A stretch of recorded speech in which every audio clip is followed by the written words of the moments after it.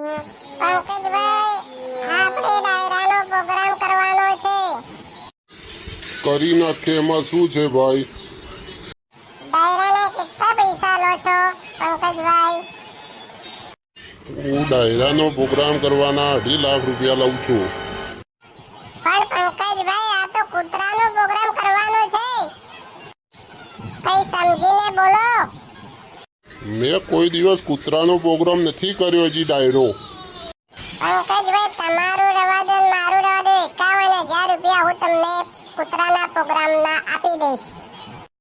સારું, ચલો ઓકે ભાઈ. તારે મારે હવે સવારે જવું પડશે પ્રોગ્રામમાં. ડાયરાના કૂતરાનો પ્રોગ્રામ રાખેલો છે. આ લોકોએ પેલો તેજ ઉપર આવ્યો. અરે તેજ ઉપર બેઠો, સામે 2 કૂતરા બેઠેલા. સામે બેઠેલા 2 કૂતરા વિચાર કરે કે આને તો ઓળખે છે. એક કૂતરું બોલ્યો, હા હું આને ઓળખું છું. હા, અને હું ઓળખું છું. આપણા રોટલા છે ને એમાં ભાગ પડાવવા આવ્યો છે આ. ડાયરો પટી ગયો કે સાંજે હું ઘરે ગયો. પછી એ ડાયરાના પૈસાનો ચા લાવ્યો, ખોડ લાવ્યો, કરિયાણું લાવ્યો અને ઘરમાં આપ્યું.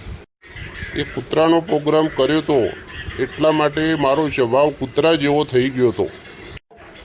ઘરમાં બધા સાથે મેં કૂતરા જેવો વ્યવહાર કર્યો. હું બધા સાથે બાજવા માંડ્યો. હવે મને સમજાણું આવું કેમ થયું મારી સાથે.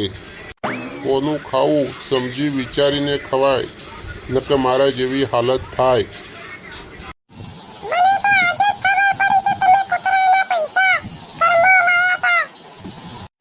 એટલા માટે તો મારો સ્વભાવ ચીડીલો ને કૂતરા જેવો થઈ ગયો તો હું કૂતરાનું ખાઈ ગયો હતો. એટલે આજથી સોગન ખાઉં છું, ધર્મમાં કોઈ દિવસ પૈસો ના હોય.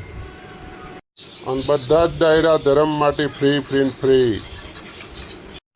આવું ખાશો તો આવું થશે. તમને વિડીયો સારો લાગ્યો તો લાઈક કરો, ફોલો કરો. આઈ એમ વિપુલ દાસજી. લાઈક કરો, ફોલો કરો મારા વિડીયોને.